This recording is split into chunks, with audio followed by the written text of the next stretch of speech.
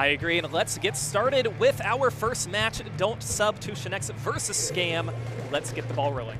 And there is not a Tint Umbrella coming out from Shadow. Instead, it's a Splash-O-Matic. Fair enough. And double Slosher coming out from the side of Don't Sub to Shinexx. Shinexx themselves coming out with the Ninja Squid Tri-Slosher. Yeah, you know, we have talked about how Slosher is very dominant so far in Splatoon 3. Bring out two of them. One of them, the Machine, one of them, the Explo. You're going to be doing a lot of damage. Yeah. Oh, yeah, I guess I didn't really see that. I was about to say Scam doesn't really have a true anchor, but they do have an Explo, but it really comes down to the fact of can Shinexx keep their charger safe? Not able to do that in the opening seconds right there as that first tower checkpoint is about to fall into the favor of Scam. Yeah, Scam doing a really good job. Just look at these, getting these picks one by one as they breeze past this first checkpoint. They have a lot of the players up on this podium already, and that's not going to be a good position for Don't Sub to Shinexx to be in. And I like how they're staggering their specials as well, not popping Inkzuka and the Crab Tank at the same time, using Inkzuka first, now popping the Crab Tank. Maybe holding on to it a little bit too long now, as it's not going to be enough to do any damage with most of the players going down, but still damage done. Knocking out that first checkpoint in the first minute. Yeah, that was a very early first checkpoint. They got all the way to the second checkpoint, but it looks like Don't Sub to Shinexx. They are now making a push of their own, using the Inkjet, using the Booyah Bomb, trying to push forward, getting one pick, and now they're going to be at the first checkpoint with 3 players down. And this is, okay, there you go. You get the full wipe, the Explosh getting caught on their own, and Cuber's just going to get comfortable in that tower. Look how far pushed up oh my goodness. the players for Don't Sub are. Look at this Booyah Bomb placement, too. Just in a position you don't see a lot of players get to, now being 2v1'd, able to stay alive and push this tower all the way to sub 30. Are they going to get to this third checkpoint? I don't think so. Just in time, they did not get there. That Booyah Bomb able to shut things down as the rest of the players from Don't Sub are getting cleaned up right here. But still, a great, fantastic counter push there. It looked like they were about to lose 2 checkpoints on their opening push, bounce back, use the specials at the right time, and keep the fight away from the tower long enough for Cuber to just kind of fall asleep on there. And that's only been 2 minutes gone from the game, Falco. I know, we've seen a lot of back and forth, just very aggressive offensive pushes and being very aggressive with the specials too, but now it is going to be an authentic battle at mid as Scam is now going to be getting on the checkpoint, able to get a nice pick. Arishi doing a good job there, getting 2 down now, and this is going to be another opportunity for Scam to try and push forward. And again, look how the opportunities that they're taking advantage of, pushing up, taking the fights away from the tower. You don't want to fight at the checkpoint. Getting a couple of splats right there and able to move up as well. Can they get across this final checkpoint? They do lose a couple players on the back end. They cleared the checkpoint. You don't really need to get lead right now. It'd be nice, but you still got a ton of time left on this clock, and this Crab Tank is kind of awkwardly rolling into nothingness right now. And it does look like the push is stalled, but still, that's fine. You didn't need to get lead right there. You just need to tie it up as far as checkpoints were concerned. Yeah, now the next time they get through, they won't have to get through these checkpoints. So we have about 2 minutes remaining, and we've seen a lot of aggression so far, but even when one of the teams, Shinexx, they don't really have control of the tower, they will have a lot of their players push up and try and get some picks, and now this tower is approaching more on Scam's side as Twig is going to be using some specials, using the Killer Whale to try and displace, and we do see the Machine able to avoid that, but look, this tower is now approaching the checkpoint once again. Yeah, but more importantly, they got the vacuum in front of the tower, now on the tower. Oh, but they weren't able to suck up the Booyah Bomb, so that is going to stall things for a little bit. They were popping that vacuum as a way to just kind of guide the tower in, so that was a great stall by the from the Vanilla Machine to hold on to that Booyah Bomb and wait out the vacuum so that it doesn't get absorbed. And now we have just about 1 minute 10 seconds remaining. Scam going to try and get control of mid before pushing this Rainmaker, but Don't Sub to Shinexx has a really good defensive position, especially with the Charger up there, lined up in the back, getting 2 players down.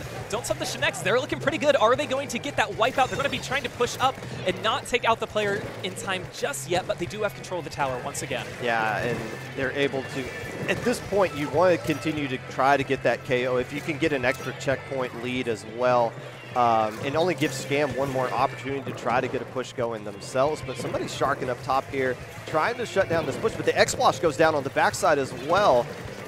So a bunch of trades going out right here. But more importantly, time is getting ticking off the clock. And you're only going to get one more opportunity for Scam. So they don't add anything to the lead, but who cares? They bled enough time off the clock. Yeah, when you apply that pressure, that's just as important. Even if you want to take the objective, even when you already have the lead, just so it's going to make it that much more difficult for the other team to try and do so. So Scam now going to have one more opportunity to try and push forward. Don't Send the Shinexx using some specials, getting some players, but there's only one charger alive, and this is going to be an overtime for Scam. Yeah, they do have an opportunity here. Now it comes down to, okay, what is your GG special?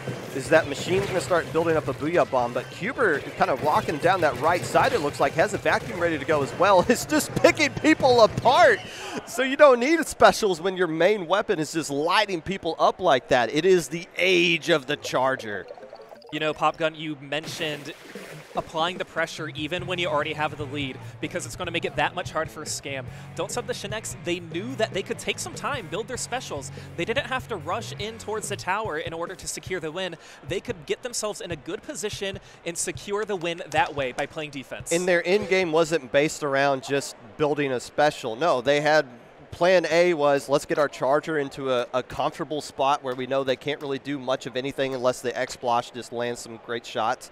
Let the Charger just rain down hell from that side while you stall time for the rest of your teammates to get those other specials to kind of close it out. So a good way to get lead right there, and even more impressive that they were able to hold on with their in-game that they were able to pull out right there and got them a 1-0 lead. Yeah, so with that, Don't Sub the Shinexx going up 1-0. We talked about Scam kind of being the favored team in this one. What are they going to bring for Game 2, Rainmaker, Mincemeat Metalworks? Well, I think if you don't have a Charger, and it's not like there's anything wrong with the X-Splosh. Their comp was just fine. The thing is, though, what do you need to do? You go with a little bit more aggression? Do you drop the anchor and you just go with more of a like a triple Slayer, one support kind of thing, and just try to add to the speed that you got, especially with something a little bit faster like Rainmaker? And I feel like we're going to see Cuber at one Charger the entire time. The only other weapon they have listed here is the Reflux, in case they wanted to spam missiles across at the other team. But I think you drop the X-Splosh and try to go a little bit more aggressive, especially in a mode like this. Yeah, that is a good point. And, I mean, with Rainmaker being a little different in Splatoon 3 than it was in Splatoon 2, you can be a little more patient with that checkpoint and allow yourself to regroup and get in a better position to not let the opposing team push forward. But let's hop into our second game here. Let's see if Scam can get a win off of Don't Sub the Shinexx. There's the Charger coming back out. And Chara going with the Octobrush with the Zipcaster. Hopefully we'll see some pretty advanced level Zipcaster usage so far. This is one thing we've been kind of talking about. As we see more and more higher level skill players on stream, you're going to see them really start to utilize the extra movement features that are in this game. And we can see some things that they figured out that probably some other teams haven't yet. Yeah, and that's going to be something that we, as viewers, are going to want to look out for. And look at this push by Don't Sub the Shinexx, quickly getting to this checkpoint in Rainmaker and breaking through it just 30 seconds in. Now, of course, this is just half the battle, but they're going to have some help with the tactical, as Odds is now going to be picking up the Rainmaker. Look at this push, getting all the way to 20, but down at 19 with only one player remaining. And you know, if this was Splatoon 2, who cares? You got down to 19. Wow, that's amazing. But now that there's checkpoints and it's so difficult to get to that spot that they got right there, this is a massive lead, and 4 minutes isn't going to feel like an eternity as it would in the other game. Absolutely, and now Scam going to let this Rainmaker reset as they try and get some control of it, but Don't Sub the Shinexx not letting up, using that Inkjet to try and push some players out. They self-control. This Charger's in a bigger spot, but no, Cuber's going to be taken out by the Trizuka, and now 3 players are down on Scam, so, or Don't Sub the Shinexx, so this is going to be Scam's opportunity. Yeah, now that Armor's not here, we're trying to find new ways to do something with the Charger players. Inkzuka does a really good job, especially when the Charger's exposed wide open right there. So a nice play, but jumping right back in and able to get the splat yet again is Cuber. But still, 2 minutes gone down. You have to figure out which checkpoint you want to go to right now. The right one seems like the better option to go to, and they got a lot of players lined up right there. If they clear this checkpoint right now, that would be huge, but a great defense so far by by Shinexx. Yeah, they're going to want to try and go for that right side checkpoint so they can avoid any shots that could be coming from the charger. That's going to make it that much more difficult since you don't have to walk on the grates. But now Don't Sub the Shinexx going to pop this barrier to try and get some more picks. The Rainmaker might reset. It depends on if they want to try and push some of these players out. They are going to pop the Tactic Cooler and have 2 players down. And now they're going to be chasing down the Slasher player. They are able to get Max, and with that is just Chara who's alive with the brush. Yeah, about 2 minutes, about halfway point gone right now. And again, that was a good opportunity to get a push gun from Scam, but since they didn't clear the checkpoint, it was just nothing but a waste of time. And I like the fact that Don't Sub the Shinexx is still being aggressive right here. They're not trying to just stick back. They're trying to get the KO, and they might have a window for them to pull it off. Working around this right side, Chara coming in, going to force everybody back as they lose 2 players, and Shinexx being the last player left alive somewhere. Oh, are they going to let this Rainmaker reset? This might be your chance to get it going somewhere. Yeah, so they picked it up, and we see Chara now using the brush, trying to push forward, getting one good pick. Unfortunately, going to be going down as they're kind of trying to camp that jump.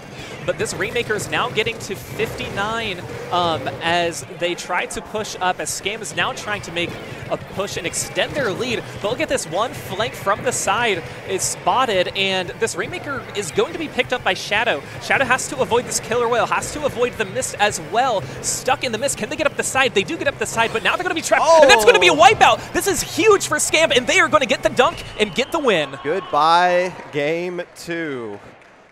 It seemed like it was a curb stomp until it wasn't. Maybe I was wrong about the Rainmaker. Maybe the more things changed, the more they stayed the same. Dunk the Rainmaker, get a nice wipeout, and game over.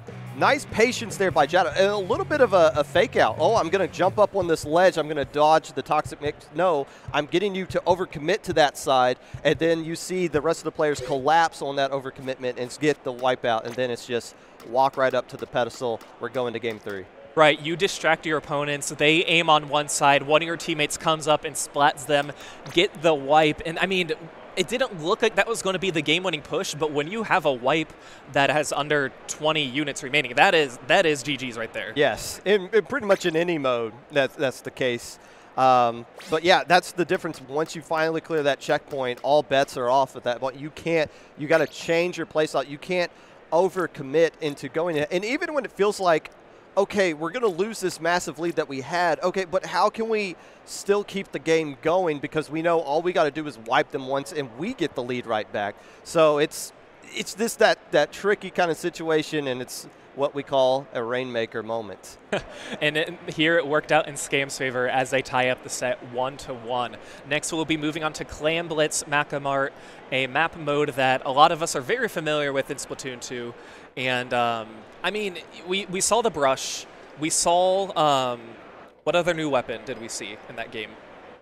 Well, from the side of Don't Sub the Shinexx, it was pretty much what you see is what you're going to get. You're not going to see a lot of differences out of there. I think you can bring the X-Splosh back out here, but again, when you know what the other team is going to be using and you want to keep the aggression up, you want to keep that charger off balance, you want to make sure you got that Inkzooka and you're firing it at the charger every single time. In the brush, from the zip casting that we did see, it was very aggressive. It was, it wasn't getting a lot of splats, but it was at least getting trades, and it was forcing the attention away from a certain spot in the map because you're fighting somebody that's all of a sudden in your face. I think you want to keep that aggression going, even though X-Splosh does work out well here. Yeah, no, I agree. And I mean, anytime you can use a zip caster to just kind of push forward, go to the back line, as long as it draws all the attention on you, have somebody else carry the objective. In this case, have somebody else carry the power clam in order to score. And in to game 3, Clan Blitz Macamart.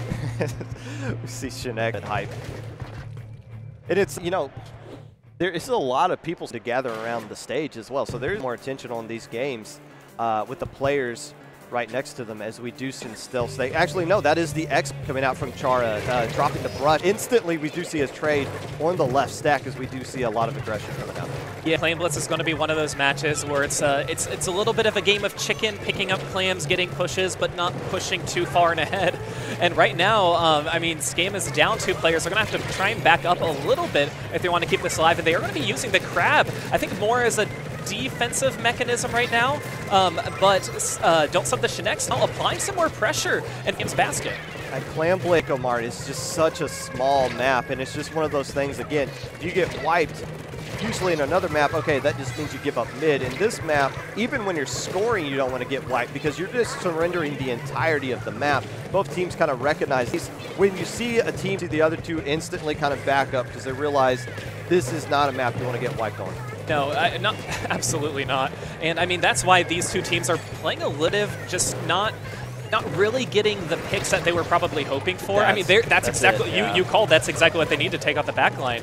But right now, Scam trying to push forward too, and don't set the Shinexx. They're using the cooler up top, which is going to make it harder for teammates to go up there to get the drink. But now Scam has more map control. No power climb yet for them.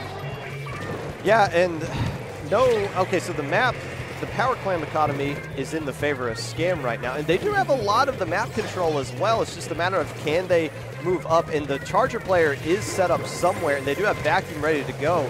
And as long as they're there, it's going to be causing an issue for the rest of the team of Scan. As you see two players instantly go down, they don't really know how to break through the defense right now. No, and yeah, especially with that vacuum there, that's not going to help anything. And so that's why everybody just stops aiming at the vacuum just to move somewhere else. And I mean, Scam has had this power claim for quite some time, but to your point, they just haven't been able to push it forward. But this might be an opportunity, getting a slight player advantage, having the Booyah ready, but no, the Booyah is going to go down. And now at a player disadvantage, it's going to be that much harder. Yeah, you get the sense that they have the advantage, but because they all have the juice in them, it doesn't really matter. Even if you splat them, they come right back the next second. So, and that's another thing we don't really talk about much because we didn't think a lot of juice was going to be in play in this set, but we've seen NZAP being used a lot more than what we traditionally have seen so far in Splatoon 3's lifespan. And that way, even when you don't have the man advantage, you kind of do just because your players are going to respond right back. That's right. And, I mean, in classic Clan Blitz fashion, we are about 3 minutes into the game with no score yet, as Don't Sub the Shinexx trying to finesse this power claim that they do have, use some of their specials, and get some more map control. But again, it's like these teams know if they want to make a push, it still has to be a fantastic push if they want to try and secure the lead. And once again, they have the man advantage, but they see the tacticalers out, and even the Charger is able to get a hold of some. That just means, they tried to force something. There wasn't really anything there. Yeah, I mean, that was a good wipe, but now you don't have any power claims to work with. Any other opportunity, that would have been great. And now we're going to see a power claim. We will see a score. So 3.5 minutes in is going to be our first score, as Cuber is now set up pretty good with the vacuum, just sucking up all the ink. Otz is going to be standing on the right stack, throwing some claims in, getting to 68, which generally is not the best push, but right now that was a nice takedown too. But Shinexx keeping this basket open, which is just going to apply more pressure to Scam to make it that much harder for them. Yeah, and 50 point. Oh, the push is still going to be going. The NZAP's going to be coming around that right side as well. So more plams, 35 remaining. Finally get it all cleaned up. Yes, but again, look how quickly those players are coming back in because they got some juice in them. So that way, they get to be a little bit more aggressive. They get to take more risks because there's less risk and more reward. That basket was open 5 seconds, and if you are Scam, an eternity because you know you just need to get those splats. But now 30 seconds remaining for Scam to try and get a push going of their own. They do have a little bit of map control and a player advantage, and they do have their Mercy claim that they are able to pick up and use, but there's a lot of pressure from Shinexx, who's going to be pushing 15 seconds. Scam going to need to do something if they want to try and get this score. Yeah, and they got plenty of time. They don't have to rush this, and they're popping their Inkzuka quickly. They didn't get a splat with it, so really it just now comes down to what can this Crab Tank do, as they are going to throw some rain as well, and they need to take advantage of this little bit of extra time overtime gives them.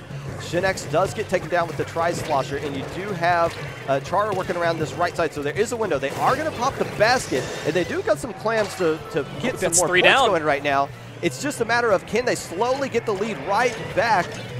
45 to go. I think they could do, I don't know, but 2 players down. They need a few.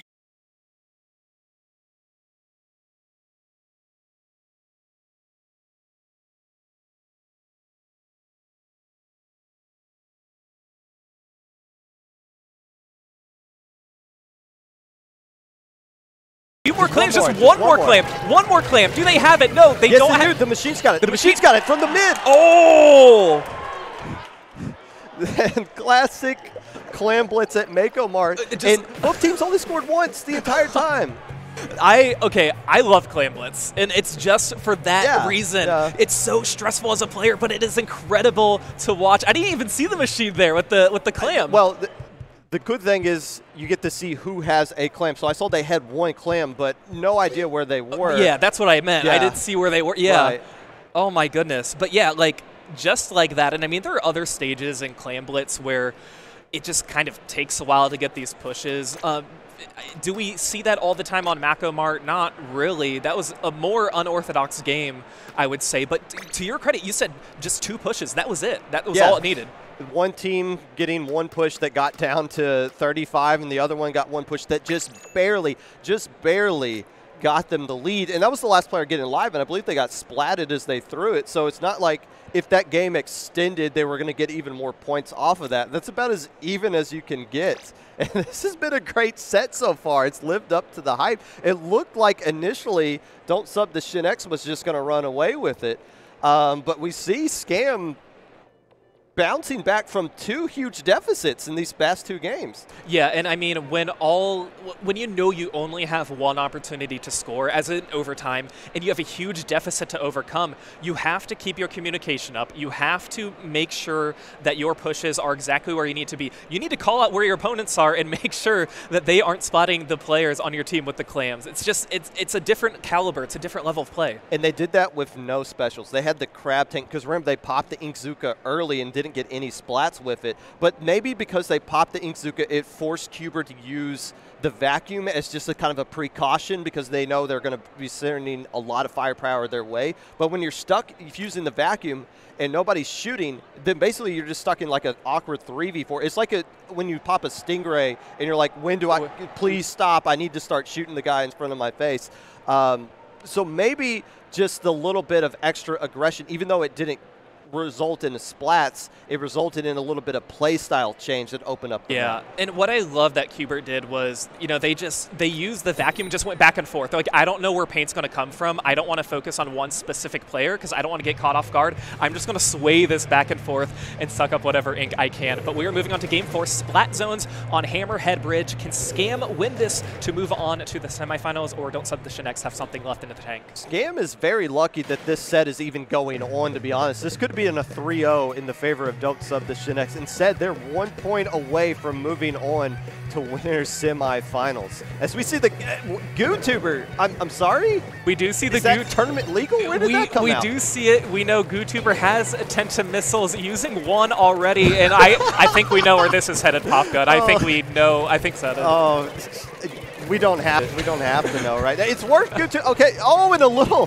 GooTuber squid bag. I think that's the first time it's ever happened in any tournament ever. Okay. So now, look how far out looks are. Scam just applying, I'm sure. This may have been the quickest cap and quickest lockout that I have seen on this stage, but don't sub the Shinexx, able to try and push forward. Not quite for a cap yet. I mean, I just want to see what this GooTuber, I'm not over that yet.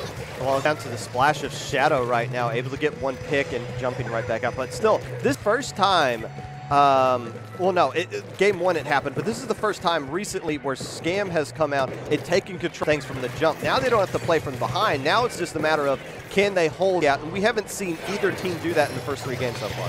No, we really haven't. I mean, now this is a good opportunity for Don't Sub the Shinexx, as they are able to get the zone and use some of their specials, but with the aggression that Scam has had at the beginning of the game is coming back right now as they are able to get some picks. And, I mean, a few players are going to go down on Scam, but, I mean, it was a good comeback from Don't Sub the Shinexx, as we now see Chara just getting some more missiles for fun. Yeah, but popping those missiles in, they're not going to be combined with anything, so they're not going to be able to hold on to control of the lead. They will flip the zone back into everybody else to jump out. And with this map, there's only one way to go, but they don't recognize somebody is still behind them all, taking care of 2 players, working around this backside, and that's going to cause enough distraction for the rest of the players next to come in and probably cap the zone here. Yeah, I mean, Scam able to get it back, but again, like, having these penalty points, you just have to kind of take it one, get control, and right now they're actually sitting in a very good spot as they have locked out some of the next players. This will likely be enough for them to take the lead as they do, but now more killer whales and more specials are coming out to fight Scam. They have a little bit of time to work with, knowing that they got the man advantage, but there comes the missiles from the GooTuber, and that's it. Take down that jet, that's There's game. a stealth jump on the right side. It's not going to matter. GooTuber has won a tournament set in Splatoon. Yeah, and I mean, at a top 8 set, too. They, Char with the GooTuber doing a good job, making sure that their team is securing a spot in the semifinals. But remember, don't sub the Shinexx. They're not out of it yet.